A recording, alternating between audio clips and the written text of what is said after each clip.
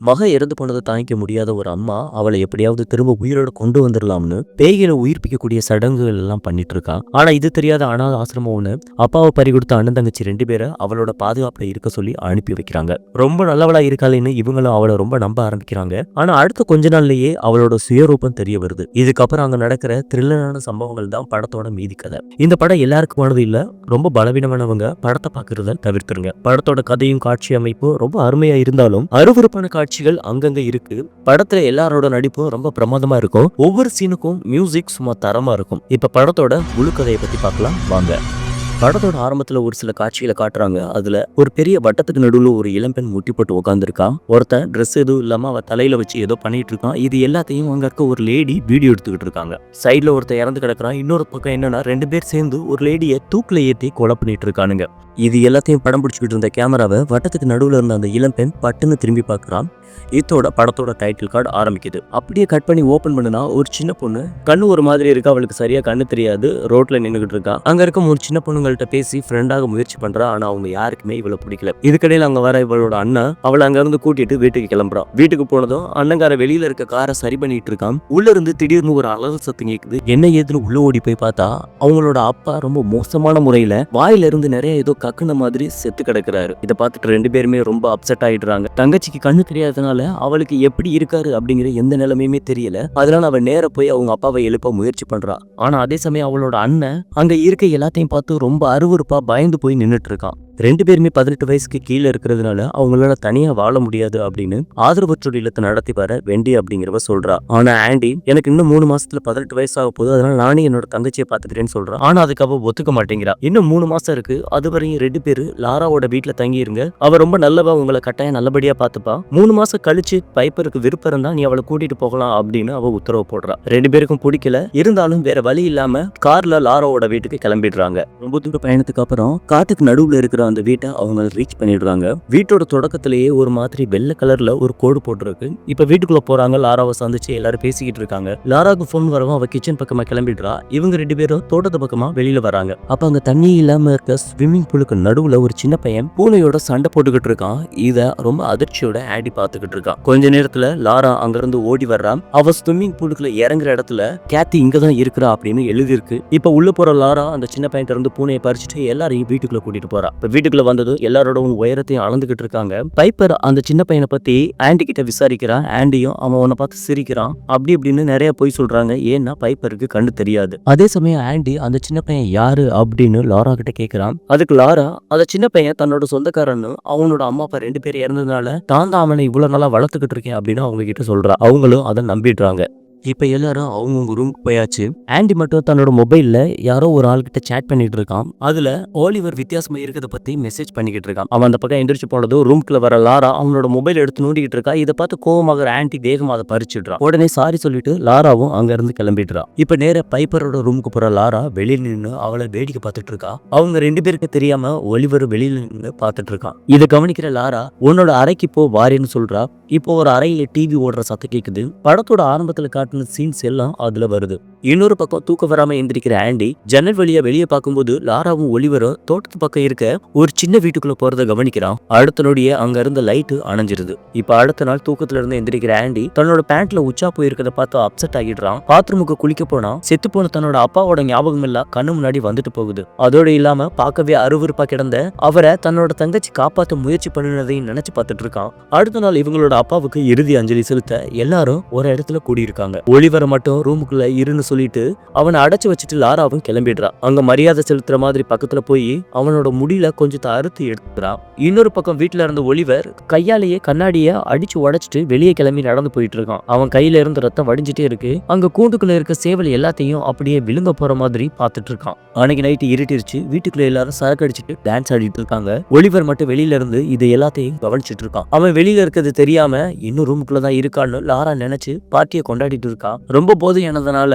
Piper தூங்கிடுறா. ஆண்டியும் லாராவும் மட்டும் பேசிட்டு இருக்காங்க. அப்ப ஆண்டி தன்னோட அப்பா எப்படிலாம் தன்னை கொடுமைப்படுத்தினாரு, பைப்பரை மட்டும் ரொம்ப பாசமா பாத்துக்கிட்டாருன்னு சொல்றான். அவனை அறையில படுக்க போட்டுட்டு பாத்ரூமுக்கு போற லாரா அங்க இருந்த ஒரு டப்பால தன்னோட உச்சாவை பிடிச்சி ஆண்டியோட பேண்ட் மேல ஊத்தி விட்டுறா. அதோட இல்லாம ஆண்டியோட போன் எடுத்து அன்லாக் பண்ணி அதுல இருந்த ஒலிவரோட போட்டோஸ் எல்லாத்தையும் டெலீட் பண்ணிடுறா. வெளியில இருந்து லைட் வெளிச்சம் வருது. என்னன்னு எட்டி பார்த்தா அதே ஸ்விம்மிங் பூலுக்கு நடுவுல ஒலிவர் கையில பூனையை வச்சுக்கிட்டு நின்னுகிட்டு இருக்கான். இதை பார்த்ததும் அவனை கூட்டிட்டு வந்து பாத்ரூம்ல வச்சு குளிப்பாட்டிட்டு இருக்கான். அப்போ நீ இன்னும் உள்ளதான் இருக்கிறியா அப்படின்னு ஒலிவரை பார்த்து கேட்கிறா. அது கேட்டதும் அமைதியா இருந்த ஒலிவரோட முகம் ஒரு மாதிரியா பயமுறுத்துற மாதிரி மாறுது. அந்த நேரத்துல திடீர்னு பின்னாடி இருந்த பைப்ல இருந்து தண்ணி வர ஆரம்பிக்குது. இந்த சத்தம் கேட்டதும் லாரா ரொம்ப பயந்துடுறா. ஒலிவரோட கண்ணு எல்லாம் மேல ஒரு மாதிரி ஆகி ரெட் கலரா மாறிடுது. அதோட இல்லாம ஒரு மாதிரி மூச்சு வாங்குற மாதிரி சவுண்டு விட்டுக்கிட்டு இருக்கான். இதை ரொம்ப பாவமாவும் பயத்தோடவும் லாரா பாத்துக்கிட்டு இருக்கா. அப்ப இங்க இருந்த கண்ணாடி ஒண்ணு திடீர்னு உடஞ்சு விழுகுது. இதை பார்த்தது ரொம்ப பயத்துல கத்திடுறா. இப்ப மறுநாள் காலையில விடிஞ்சிருது. வழக்கம் போல தூக்கத்துல இருந்து எழுந்திருக்கிற ஆண்டி தன்னோட பேண்ட் ஈரமா இருக்கவும் தன்னையே நினைச்சு ரொம்ப வெறுப்பாகிடுறான். பேண்ட் அலசலாமேன்னு அங்க இருந்து வாஷிங் மிஷினுக்கு போறான். ஆனா லாரா அவன்கிட்ட இருந்து துணியை வாங்கிட்டு நானே துவைச்சுக்கிறேன், நீங்க இருந்து கிளம்பு அப்படிங்கிறா. அப்போதைக்கு அவனை பார்த்து கிண்டல் பண்ற பைப்பர் இது எப்படி நடந்துச்சு அப்படின்னு அவன்கிட்ட கேட்கிறான். ஆனா அவன் அது எதுவும் தெரியல அப்படிங்கிறான். சரி, நான் அங்க இருந்து கிளம்புனதுக்கு அப்புறம் அவனை பத்தி தப்பா லாரா பைப்பர் கிட்ட சொல்றா. கொஞ்ச நாளாவே ஆண்டி நடந்துக்கிறது சுத்தமா சரியில்லை, நேற்று நைட்டு கூட ரொம்ப கோவமா இருந்தான் அப்படின்னு சொல்றான். இது எல்லாம் வித்தியாசமா இருக்கவும் பைப்பருக்கும் அவன் மேல ஒரு மாதிரி சந்தேகம் வருது. இப்ப 2 பேரும் வெளியில போயிட்டாங்க. பாத்ரூமுக்கு குளிக்க போற ஆண்டி கதவை திறந்ததும் தன்னோட அப்பா இறந்து கிடந்த ஞாபகம் வரவும் அதை மூடிட்டு வெளியில இருந்த பைப்ல குளிக்க போயிடுறான். அதுல குளிச்சிட்டு இருக்கும்போது திடீர்னு கதவு தட்டுற சத்தம் கேக்குது. என்னன்னு திரும்பி பார்த்தா மேல நின்றுகிட்டு இருக்க ஒலிவர் கண்ணாடியை உடைக்க முயற்சி பண்ணுவான். ஆனா இவன் என்ன நினைச்சுப்பானா, அவன் ஹாய் சொல்றான்னு நினைச்சு வேமா ஹாய் சொல்லுவான். இப்ப குளிச்சு முடிச்சிட்டு வர ஆண்டி ரூம்குள்ள இருக்கிற ஒலிவரை திறந்து வெளியில கூட்டிட்டு வரான். கிச்சன்ல உட்கார வச்சு கத்தியால ஒரு சின்ன பழத்தை வெட்டி எடுத்துக்க அப்படின்னு சொல்லுவான். ஆனா ஒலிவர் வெறும் பழத்தை மட்டும் எடுக்காம அப்படியே கத்தியோட புடுங்கி அதை கடிச்சு சாப்பிட ஆரம்பிச்சிருவான். கொஞ்ச நேரத்துல அதை ரியலைஸ் பண்ற ஆண்டி ரொம்ப ஷாக் ஆகி அதை பறிக்க முயற்சி பண்ணுவான். இதுல ஒலிவரோட வாய் சுத்தமா கிழிஞ்சிடும். வாய் ஃபுல்லா இருந்து ரத்தமா ஊத்திக்கிட்டு இருக்கு. உடனே அவனை எப்படியாவது ஹாஸ்பிட்டலுக்கு கூட்டிட்டு போகணும்னு கையை பிடிச்சி இழுத்து கூட்டிட்டு போவான். அப்ப கரெக்டா அந்த வெள்ளை வட்டத்தை தாண்டி ஒலிவர் வரமாட்டேன்னு அப்படியே நின்னுப்பான். இவன் மம்புடியா பிடிச்சி இழுத்ததுல வெளியில வர்ற ஒலிவர் கொஞ்ச நேரத்துல ஒரு மாதிரி கத்த ஆரம்பிச்சு கைகால் எல்லாத்தையும் உதற ஆரம்பிக்கிறான். வாயில இருந்தும் நொர நொறையா தள்ளுது. இதை பார்த்து ரொம்ப பயந்துட்டான். அதுக்குள்ள அங்க வர லோரா பதறி போய் வேக வேகமா அவனை தூக்கிட்டு வீட்டுக்குள்ள ஓடுறா. இவ்வளவு அடிபட்டு இருக்கவனு ஹாஸ்பிட்டலுக்கு கூட்டிட்டு போகாம எதுக்காக வீட்டுக்கு கூட்டிட்டு போறான்னு 2 பேருக்குமே ரொம்ப குழப்பம் ஆயிடுது. ஒலிவரை உள்ள கூட்டிட்டு போற லாரா வழக்கு போல டிவில அதே வீடியோவை பிளே பண்ணி அவனை கண்ட்ரோல் பண்ண முயற்சி பண்ணிட்டு இருக்கா. சத்தம் ரொம்ப அதிகமா இருக்கவும் ஆண்டி பைப்பர் போய் கதவை தட்டுறாங்க. உடனே கோபமா வெளியில வர லாரா எதுக்காக கதவை தட்டிக்கிட்டு இருக்கீங்க, அடுத்தவங்க ஒரு தட்டுறது தப்புன்னு உங்களுக்கு புரியாதான்னு அவங்க 2 பேரையும் திட்டுறா. சரி, அங்க இருந்து கிளம்புற பைப்பர் பாத்ரூம்ல போய் குளிச்சுக்கிட்டு இருக்கான். அப்ப அவங்க அப்பா அவன் கண்ணு முன்னாடி வந்து நிற்கிறாரு. இன்னும் கொஞ்ச நாள்ல பைப்பர் மழையில நனைஞ்சபடியே செத்துருவா அப்படின்னு சொல்லிட்டு இருக்காரு. இதை பார்த்து அலறி அடிச்சு அங்க இருந்து ஓட்டம் பிடிக்கிற ஆண்டி வலிக்கு விட்டு கீழே விழுந்துடுறான். இதுல அவனோட தலை பயங்கரமா அடிபட்டுருது. அடுத்த நாள் ஆண்டி ஹாஸ்பிட்டல்ல இருக்கான். மயக்கத்துல இருந்து தெளிகிறாவன் தங்கச்சி எங்கன்னு கேட்டு அங்க இருந்து எஸ்கேப் ஆக முயற்சி பண்றான். ஆனா யாரும் அவனை விட்டுற மாதிரி தெரியல. ஆண்டி வீட்டுல இல்லாத சாதகமா பயன்படுத்திக்கிற லாரா அவனை பத்தி தப்பா பைப்பர் கிட்ட எல்லாத்தையும் சொல்லிக்கிட்டு இருக்கா. அதே சமயத்துல தன்னோட மகளை பத்தி எல்லாத்தையும் சொல்லி, நீ என்னோட மகளா இங்கேயே என் கூட தங்கிடுறியா அப்படின்னு பைப்பர்ட்ட கேட்கிறா. ஆனா பைப்பர் என்னன்னா 3 மாசம் தான் இருப்பேன், அதுக்கப்புறம் என் அண்ணனோடவே போயிடுவேன், வாரத்துல ஒரு நாள் வேணும்னா நாங்க வந்து உங்களை பாத்துக்கிறோம் அப்படின்னு சொல்றா. இதை கேட்டு அவ ரொம்ப அப்செட் ஆயிட்டுறா. அதே சமயம் ஹாஸ்பிட்டல்ல தன்னை பார்க்க வந்த லாரா கிட்ட அப்பா அந்த மாதிரி கனவுல வந்ததையும் பைப்பர் வெளியில தண்ணியில நனைஞ்சா அவ இறந்துடுவா அப்படிங்கறத பத்தியும் சொல்றா. இதை கேட்கிற லாரா, அதை நான் இருக்கல, நீ கவலைப்படாத, பைப்பரை கட்டாயமா பாத்துக்க வேண்டியது என்னோட பொறுப்பு அப்படின்னு சொல்லிட்டு அங்க இருந்து கிளம்புறா. ஆனா இந்த பக்கம் என்னன்னா ஆண்டி இல்லாத சாதகமா பயன்படுத்திட்டு பைப்பரை வெளியில கூட்டிட்டு வந்து மழையில நனைய விட்டு அவ கூட விளையாடிக்கிட்டு திரியிறா. அப்புறம் அவளுக்கு கண்ணு தெரியாது அப்படிங்கறத சாதகமா பயன்படுத்திட்டு வீட்டுக்கு ஒதுக்குப்புறமா இருக்கிற அந்த ரகசிய வீட்டுக்கு கூட்டிட்டு போறா. அந்த அறைக்குள்ள போனா எல்லாமே வித்தியாசமா இருக்கு. அங்க இறந்தவங்களை பதப்படுத்துற ஒரு பெட்டி இருக்கு.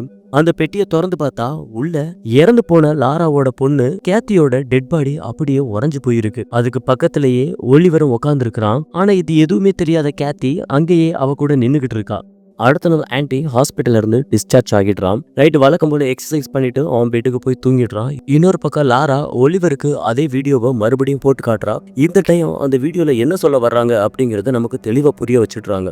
உயிரோடு இருக்கிற யாராவது ஒருத்தவங்களோட உடம்புக்குள்ள பேயை வர வச்சு அந்த பேய் இறந்த பொணத்தை கடிச்சு சாப்பிடும். அது சாப்பிட்ட அந்த சதைகள் எல்லாத்தையுமே இன்னொருத்தவங்களோட வாய் வழியா உள்ள கடத்திடும். அது கடத்தி முடிச்ச அடுத்த கொஞ்ச நேரத்திலேயே அந்த நபருக்குள்ள இறந்தவங்களோட ஆவி ஃபுல்லா புகுந்துரும். இது பண்றதுக்காக தான் லாரா ரொம்ப நாளா முயற்சி பண்ணிட்டு இருக்கா அப்படிங்கறத நமக்கு அந்த சீன்லயே புரிய வச்சிடுவாங்க. அதாவது ஒலிவரோட உடம்புக்குள்ள பேயும் இருக்கும், அதே சமயத்துல ஒலிவரும் இருப்பாங்க. இவங்கள வச்சு என்னன்னா கேத்திய, அதாவது இறந்து போன அந்த டெட் பாடியை டெய்லி சாப்பிட வச்சுக்கிட்டு இருப்பா. சரியான சந்தர்ப்பம் கிடைச்சதும் சாப்பிட்ட அந்த தசை எல்லாத்தையுமே பைப்பரோட வாய்க்குள்ள கடத்தி அவளை தன்னோட பொண்ணாவே மாத்துறதுதான் லாராவோட ஐடியாவா இருக்கும். இருட்டிருச்சு. பைப்பரோட ரூமுக்கு போற லாரா அவ தூங்கிட்டு இருக்க நேரத்துல நல்லா ஓங்கி அவ கண்ணத்தை தாக்கிட்டு அங்கிருந்து பாத்ரூமுக்கு ஓடிடுறா. மறுநாள் விடிஞ்சிருது. வழக்கம் போல தூக்கத்துல இருந்து எந்திரிக்கிற ஆண்டி என்னாச்சு அப்படின்னு வந்து கேக்குறான். அதுக்கு லாரா, நீ தான் நேத்து நைட்டு இந்த மாதிரி அடிச்சிருக்க, உனக்கு அப்படி என்ன கோபம், என்ன பண்றாங்கன்னா உனக்கு தெரியாதான்னு கண்ணு முன்னு தெரியாம திட்டுறா. ஆனா என்ன நடக்குதுன்னே புரியாம பைப்பரும் குழம்பி போய் நிக்கிறா. அந்த சமயத்துல வெளியில நல்லா மழை பெஞ்சுக்கிட்டு இருக்கு. அதுல ஒலிவர் நனைஞ்சபடி நின்னுக்கிட்டு இருக்கான். இதை கவனிக்கிற ஆண்டி ஏதோ தப்பா இருக்குது அப்படிங்கறத புரிஞ்சுக்கிட்டு உடனே அதை போட்டோ எடுக்க முயற்சி பண்றா. ஆனா லாரா அதை தடுக்க முயற்சி பண்றா. இதுல 2 பேருக்கும் கைகலப்பாயிடுது. ஒரு கட்டத்துக்கு மேல லாரா அவளோட போனை புடுங்கி வீசி எரிஞ்சிடுறா. இதனால கோபமாகிற ஆண்டி அவளை இழுத்து ஓங்கி அடிக்க முயற்சி பண்றான். ஆனா அடிக்கல. லாரா அவன் அடிச்ச மாதிரியே சத்தம் போட்டு அலற ஆரம்பிக்கிறா. நடக்கிற எதுவுமே தெரியாம சத்தத்தை மட்டுமே வச்சு புரிஞ்சுக்கிற பைப்பர் உண்மையாவே தன்னோட அண்ணன் ஒருவேளை லாராவை அடிச்சிருப்பானோ அப்படின்னு லாரா பக்கம் சாய ஆரம்பிக்கிறா. இதை ரொம்ப நாளா எதிர்பார்த்து காத்துட்டு இருந்த லாராக்கு இப்ப ரொம்ப சந்தோஷமாயிடுது. இன்னொரு பக்கம் இதை எப்படியாவது அரசு அதிகாரிகிட்ட கொண்டு போயிடணும் அப்படின்னு அங்க இருந்து ஆண்டி கார்ல கிளம்பிடுறா. இப்ப அந்த அலுவலகத்தை அவன் ரீச் பண்ணிட்டான். அங்க பார்த்தா ஒலிவரோட போட்டோ காணாமல் போனவர்களை பற்றி அறிவிப்புங்கிற பலகையில இருக்கு. இதை பார்த்து இவனுக்கு ரொம்ப குழப்பமாயிடுது. உடனே உள்ள இருக்கிற அதிகாரிகள்ட்ட போய் இது எல்லாத்தையும் விலைக்கு சொல்ல முயற்சி பண்றான். ஆனா வெண்டிங்கிற அந்த அதிகாரி அது எதையுமே நம்ப மறுக்கிறா. ஏன்னா லாராவும் அவளும் ஏற்கனவே ஒன்னா வேலை பார்த்திருப்பாங்க. லாரா ஒரு சிறந்த பணியார், அவ இப்படிலாம் பண்ண மாட்டா, குழந்தைங்களை காயப்படுத்த மாட்டா அப்படின்னு வெண்டி என்னமோ சொல்லி பாக்குறா. ஆனா ஆண்டி இது எதையுமே ஏத்துக்காம தன்னோட வாதத்துல ஒரே பிடிவாதமா இருக்கான். இதனால சரி உன் கூட வாரேன் அப்படின்னு வெண்டியும் ஒத்துக்கிறா. இன்னொரு பக்கம் ஸ்கூல்ல நடக்கிற விளையாட்டு போட்டியில கலந்துக்கிறதுக்காக பைப்பரை அங்க டிராப் பண்ணிட்டு மறுபடியும் தன்னோட வீட்டுக்கே திரும்புறான் லாரா. உள்ள நுழைஞ்சா வீடே குப்பைக்காடா இருக்கு. அங்கங்க நிறைய பொருட்கள் எல்லாம் தூக்கி வீசிக்கிட்டு இருக்க சத்தம் கேக்குது. என்னன்னு பார்த்தா ஒலிவர் கையில ஒரு பெரிய பாட்டிலோட வயிறு வீங்கின மாதிரி வந்து நிக்கிறான். இதை பார்த்து இவ அப்படியே ஷாக் ஆகி பயந்துட்டுறா. ஒரு மாதிரியான சத்தத்தோட ஒலிவர் கொஞ்சம் கொஞ்சமா நெருங்கி வர்றான். இதை பாக்குற லாரா, இது நான் தான், எதுவும் பண்ணிடாத, கொஞ்சம் பொறுமையா இரு அப்படின்னு சொல்லி கெஞ்சிரா. ஆனா ஒலிவர் இவளை பயங்கரமா தாக்கி முடி எல்லாத்தையும் பிச்சு வீசி கையை கடிச்சு சாப்பிட ஆரம்பிச்சிடுறான். இதனால அவனை தள்ளி விட்டுட்டு அங்கிருந்து லாரா ஓட்டம் முடிச்சு ஒரு அறைக்குள்ள ஓடி போய் ஒழிச்சுக்கிடுறா. வெளியில இருக்கிற அந்த பேய் ரொம்ப நேரமா கதவை தட்டி உடைக்க முயற்சி பண்ணுது. பயங்கர சத்தத்தோட அங்க எங்கேயுமா அலைஞ்சுக்கிட்டே தெரியுது. இது ஒரு பக்கம் நடந்துகிட்டு இருக்க, உள்ள இருக்கிற லாரா ரத்தம் அதிகமா வெளியில போனதுனால மயங்கி அப்படியே தரையில விழுந்துடுறா. வெளியில திரியிற அந்த பேய் பசி தாங்காம அங்க இருக்க டேபிளையே கடிச்சு சாப்பிட ஆரம்பிச்சிருது. அதுவும் பத்தலைன்னு கொஞ்ச நேரத்துல தன்னோட சொந்த உடம்பையே கடிச்சு திங்க ஆரம்பிச்சிருது. இன்னொரு பக்கம் வெண்டியும் ஆண்டியும் கார்ல அந்த இடத்த ரீச் பண்ணிடுறாங்க.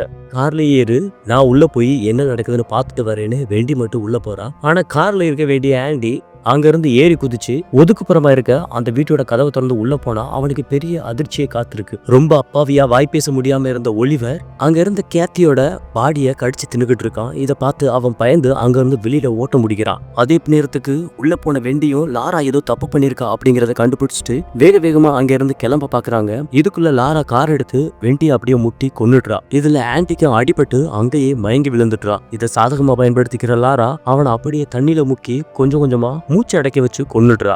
இப்ப எல்லாமே முடிஞ்சிருச்சு. ஸ்கூலுக்கு போற லாரா கேம் விளையாடிட்டு இருந்த பைப்பரை தன்னோட வீட்டுக்கு மறுபடியும் கூட்டிட்டு வரா. அப்ப அங்க இருந்து அவளோட டீச்சர் பைப்பருக்கு ஏன் கண்ணுல அடிபட்டிருக்கு அப்படின்னு கேக்குறா. ஆனா லாரா அதுக்கு பதில் எதுவும் சொல்லாம சத்தம் போட்டு பைப்பரை வீட்டுக்கு கூட்டிட்டு வந்துடுறா. வீட்டை ரீச் பண்ணதும் அண்ணன் வந்துட்டானோ அப்படின்னு பைப்பர் கேக்குறா. ஆனா லாரா அவ இன்னும் வரல அப்படின்னு போய் சொல்றா. அப்ப திடீர்னு வெட்டியோட போன் அடிக்குது. சம்பந்தம் இல்லாத ஒரு சவுண்டு வரவும் பைப்பருக்கு கொஞ்சம் சந்தேகம் வருது. அதோட இல்லாம ரத்த வாடகை வரவும் அவளோட சந்தேகம் இன்னும் அதிகமாகுது. அங்க இருந்து கொஞ்சம் நகர்ந்தா ஏதோ ஒரு உருவம் தட்டுப்படுது. என்னன்னு கையை வச்சு பார்த்தா அது ஒலிவர். ஆனா ஒலிவரோட தலையில ஒரு மாதிரி இருக்கவும் இது யாரு அப்படின்னு லாரா கிட்ட கேக்குறா. லாரா அது ஒலிவர் தான், சும்மா அங்க நின்னுகிட்டு இருக்கான் அப்படின்னு சொல்லி சமாளிக்க முயற்சி பண்றா. ஆனா எல்லாமே தப்பா இருக்கு அப்படிங்கறத புரிஞ்சுக்கிற பைப்பர் அங்கிருந்து ஓட்டம் பிடிக்கிறா. அப்பதான் ஒரு அறையில தன்னோட அண்ணன் இறந்து கிடக்கிறத கண்டுபிடிக்கிறா. லாரா தான் ஏதோ பெருசா பண்ணிருக்கா அப்படிங்கறத புரிஞ்சுக்கிற பைப்பர் அங்க இருந்து ஓட்டம் பிடிக்க முயற்சி பண்றா. ஆனா கண்ணு தெரியாததுனால அங்க இருக்க செவுத்துல முட்டி தரையில மயக்கம் போட்டு விழுந்துடுறா. உடனே அவளோட காலை பிடிச்சி தர திறந்து இழுத்துட்டு அங்க இருக்க ஸ்விம்மிங் பூல்ல போட்டு கொல்றதுக்காக லாரா போயிட்டு இருக்கா. இன்னொரு பக்கம் ஒலிவர் ரெடியா, அதாவது அந்த பேய் ரெடியா தன்னோட ஆவியை கடத்துறதுக்காக காத்துக்கிட்டு இருக்கு. இப்ப தண்ணிக்குள்ள எல்லாரும் போயாச்சு. பைப்பர் எவ்வளவோ கெஞ்சி பாக்குறான். ஆனா லாரா கொஞ்சம் கூட மனசு இறங்க மாட்டேங்கிறா. அவளை தண்ணிக்குள்ள அமுக்கி கொல்ல முயற்சி பண்றா. வயசானதுனால இவளால முழு பலத்தோட அவளை அமுக்க முடியல. அதே நேரத்துக்கு பைப்பரும் பிடி கொடுக்காம ரொம்ப போராடிட்டு இருக்கா. இதனால அவளை கொல்ல முடியாம இவளும் திணறிட்டு இருக்கா. அவளும் தப்பிக்க முடியாம ரொம்ப கஷ்டப்பட்டுக்கிட்டு இருக்கா. ஒரு கட்டத்துக்கு மேல தன்னோட நகத்தால லாராவோட கன்னத்துல கீறுற பைப்பர் அம்மா அப்படின்னு சொல்லிட்டு ரொம்ப சத்தமா கத்துறா. இதை கேட்டது மனசு உடைஞ்சு போற லாரா அப்படியே உறைஞ்சு போய் நிக்கிறா. தன்னோட மக இதே ஸ்விம்மிங் பூல்ல தானே செத்தா அப்படிங்கிற அந்த ஞாபகம் எல்லாமே லாராவோட கண்ணு முன்னாடி வந்துட்டு போகுது. இதனால அவளே மனசு இறங்கி பைப்பர் அங்கிருந்து தப்பிக்க விடுறா. அங்கிருந்து தப்பிச்ச பொழைச்சோம்னு ஓட்டம் பிடிக்கிற பைப்பர் எப்படியோ ரோட்டை வந்து சேர்ந்துடுறா. அதே நேரத்துக்கு கரெக்டா அங்க வர அவளோட டீச்சரும் கார்ல ஏத்திட்டு அங்கிருந்து அவளை கூட்டிட்டு போயிடுறா. இன்னொரு பக்கம் போலீஸுக்கு தகவல் தெரிஞ்சு போலீஸ் எல்லாம் சுத்தி வளைச்சிடுறாங்க. அதே ஸ்விம்மிங் பூல்ல லாரா தான் மகனோட பணத்தை கட்டி பிடிச்சபடியே செத்து கிடக்குறா. இன்னொரு பக்கம் என்னன்னா ஒலிவர், அதாவது காணாம போன அந்த சின்ன பையன் உயிருக்கு போராடிட்டு இருக்கான். அவனை காப்பாத்தி போலீஸ் அங்கிருந்து கூட்டிட்டு போயிடுறாங்க. இதோட இந்த படம் முடியுது.